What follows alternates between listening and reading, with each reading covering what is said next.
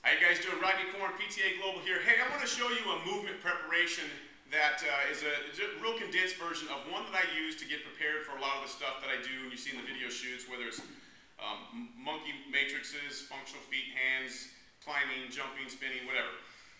I use the concept of mobilizer, and mobilizers have really been mastered by our co-founder, Ian O'Dwyer, the sensational man that he is. And so I want to thank Ian for the opportunity to work with him and the ability of understanding the body that he has and how it's cultivated that within our team, and it's been a treat. So thanks, Ian, for that.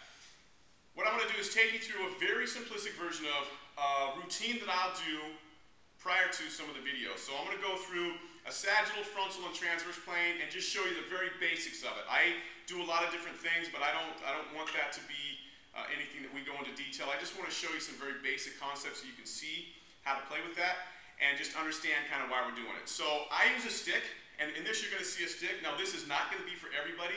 I use a stick because I like to have some type of tactile feedback most often.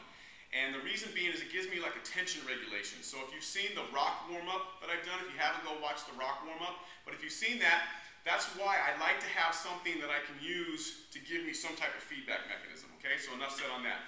The purpose of this stick is not to try to torque and twist during a movement, because your body wants you to ask it where to go, as Ian would say, not tell it where to go. So what I'm going to do is use this to help me figure out where my body wants me to be, not where I want my body to go. Okay, cool.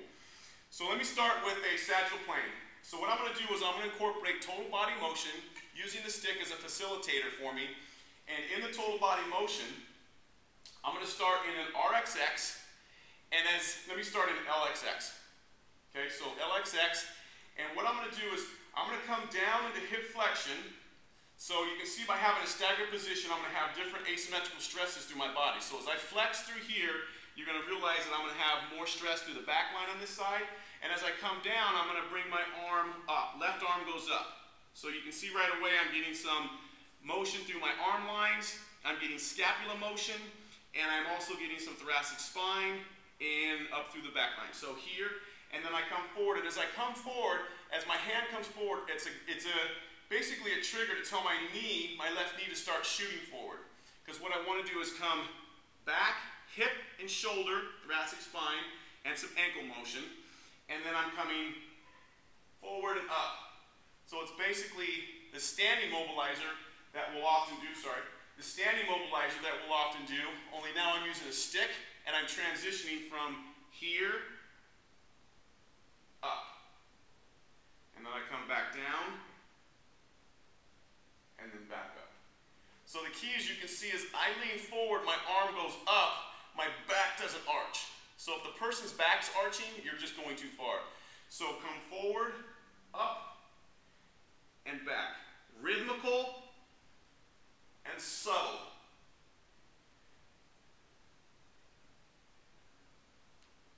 Okay? And then I switch sides, same thing. I come up with the arm into extension, knee forward, hand up. Now obviously you can change the angle of the arm. I can go out more, I can go across my body more, I can change that. But the basic premise is you go down into hip flexion, arm comes up, only where it wants to go, not where you want it to go, and up this way. Okay? Frontal plane, same concept. I use my hips to sway, and the arms go into abduction and adduction. So as I come across my body this way, I'm loading this hip and this shoulder, and I spin back and just go back and forth. So you can see my ankles are getting motion, my hips are getting motion, my shoulders and thoracic spine are getting motion, as well as my cervical spine. Now I can leave my head in place and get cervical spine lateral flexion, or I can let the head go with it to help facilitate some thoracic spine motion as well. You make the choice. But the key is you go slow, rhythmical, and subtle, meaning you go to where the body wants you to be. I can also change the stance and go wider, and that affects more the medial hip, and I can do the same thing. Okay? Go slow and subtle. With this with these big arm swings, the tendency is to really fling and just move. That's not the key. Is you come up, and you come up, and just swing, okay? Transverse plane is the same thing. So the transverse plane, I start here, and I can use varying heights, but I can start using the hips and the arms. And the key is that my arms or my hands are moving slightly faster than my pelvis, so I'm actually getting separation between the two. So they're both moving the same direction, but I'm getting faster or more rotation up top than my pelvis, so I'm getting some separation or loading of my trunk. And then you can see as my arms come across, I'm getting opening through here, and I'm getting opening through here or loading through here that's helping to manipulate tissue. And then I can change the height. If I leave my head still, I can get rotation. If I turn my head with that, I just facilitate the rotation through my thoracic spine.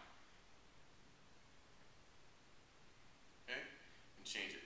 One little variation is as you turn to, like if I'm turning to the right, I can bend this elbow and bring the left hand around. And then I go to the left, bend the left elbow and come around. That's just a simple variation to help get more motion into the scapula. So as I pull it back, my scapula has to somewhat adduct, okay? Here, and then I come around with the other side. So you can do either leave it open, straight arm, or you can bend that arm and come around. And that's it. Make sure the hip is moving. Make sure the pelvis is rotating.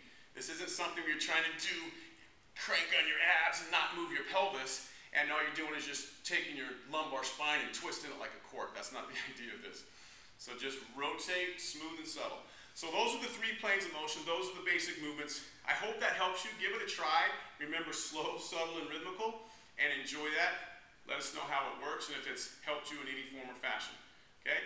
Don't forget your feet positions. You can change foot positions, but just go try the basic ones for now. Okay? Keep it simple, keep it basic, keep it rhythmical and smooth. Thanks, guys.